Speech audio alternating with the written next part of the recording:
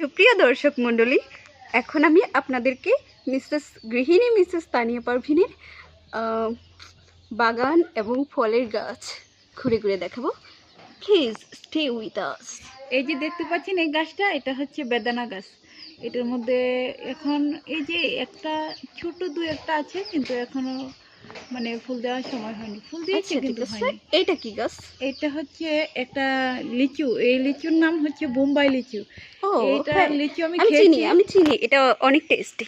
হ্যাঁ, এটা ছোট গাছটা, কিন্তু এখনো লিচু হয় এখনো। আচ্ছা, আর এইটা কি গাছ? এই যে দেখতে পাচ্ছেন, এটা হচ্ছে ছবেদা গাছ। এটা সচরাচর দেখা যায় না। হ্যাঁ, এটা আমি শখ করে এনেছি অনেক দূর থেকে। বুঝতে পেরেছি, এটা কাঁঠাল গাছ। ওই যে দেখতে পাচ্ছেন, চিনতে পেরেছি, এটা কাঁঠাল গাছ। এটা অবশ্য আমার বাবার বাড়ির কাঁঠালের জাত। ও, আর এই যে দেখতে পাচ্ছেন, এটা হচ্ছে কামরাঙ্গা, মিষ্টি কামরাঙ্গা যাকে বলে। এটা কামরাঙ্গা অনেক মজার। বেশি বেশি কামরাঙ্গা খাবেন না, কম কম এই যে দেখতে পাচ্ছেন, এটা কিন্তু এখনো আম ছিল, কালকে পেরে আপনাকে ভর্তা মাখিয়ে খাওয়ানো হয়েছে। এখন আপাতত আম নেই। ইয়েস। আর এগুলা সব আমার আম। আমার কোনটা টক আম? এগুলো আমার শ্বশুরের হাতের আম গাছ, এগুলো আমি লাগাইনি। আর এই যে দেখতে পাচ্ছেন একটা আম গাছ, এটা হচ্ছে এক একটা আমের ওজন হচ্ছে এটা 3 থেকে 3.5 কেজি। এই আম গাছটা বিশাল বড়। আমি এই আম গাছটা খুব শখ করে লাগিয়েছি, অবশ্য আম খেয়েওছি।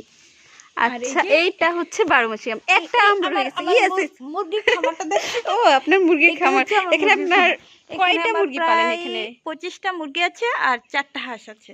ও, আপনি তো স্বাবলম্বী হয়ে যাবেন কয়দিন পরে। আচ্ছা, এটা কি আম আছে? ও আচ্ছা, আপাতত এখানে আমরা শেষ করলাম।